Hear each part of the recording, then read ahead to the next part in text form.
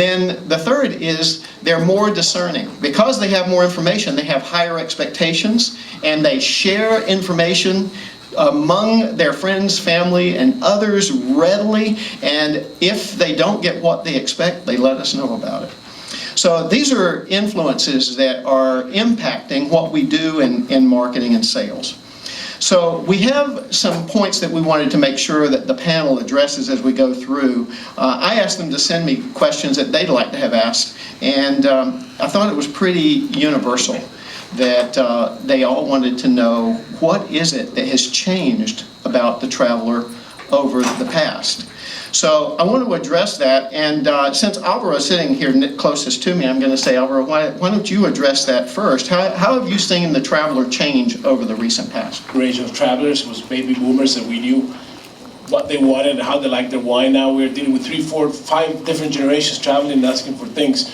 So it made things much more interesting. In addition to that, we're no longer competing against the same elements. We're no longer competing against hotels. We're now competing against, the likes of Airbnb and other methods of hospitality. So it's certainly, it's difficult, much more difficult to understand behaviors, to track performance, to understand what methods are driving more traffic, how to reach, what's the best way to reach people is through their mobiles or their cars or through their home advertising, etc. So it's definitely much more crowded, the space out there.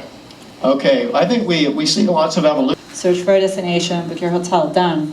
Now we have evolved, and the app is more an inspiration tool. So it's the place that you go to find inspiration, to see, which destinations I want to travel, and it's based on your previous search behaviors.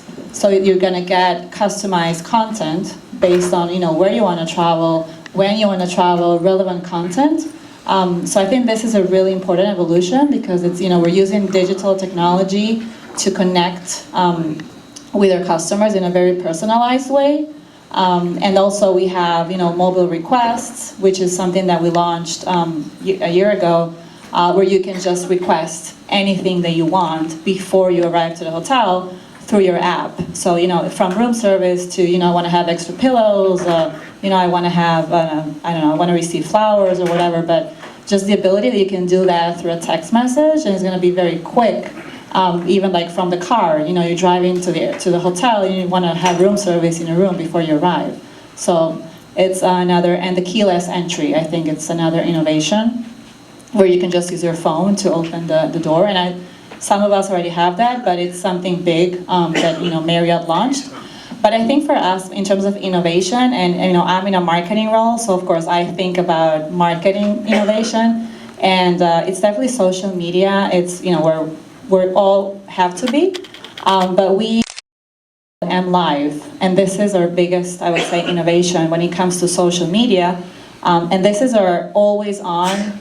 And then what we did is that we were launching the restaurant, that we wanted to make it different, that all the options you have in Bogota, you have thousands of different options. So the way we thought about it is, why don't we focus on the farm from the table, but how we can involve the community within that. And then what we did is that the company, the chain Hilton as a company, offered grants for initiatives that we were looking after, and then we actually won this grant in order to focus or invest this money into a local farmer community that will produce the goods, the products that we're going to use in the restaurant. So that's a very good example of how you can use what we call travel with a purpose.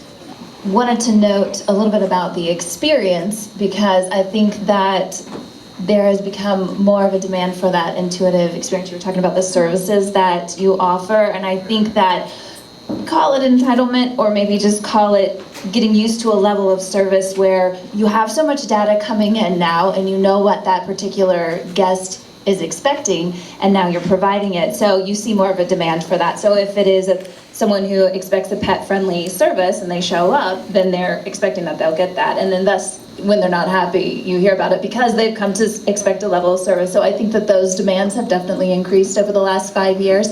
I think also the way that people are receiving and attaining their information about where to travel has changed a lot. So a funny little note would be that 5 years ago when I started this, I started a TV show first, and then I branched into a blog because the way people were receiving information was changing and they wanted more of that written material rather than always taking it in by television. So when I would first come to places and they would say, oh, the blogger's here, and it would be this kind of stigma of the blogger, there's not really a real job, but the blogger's here.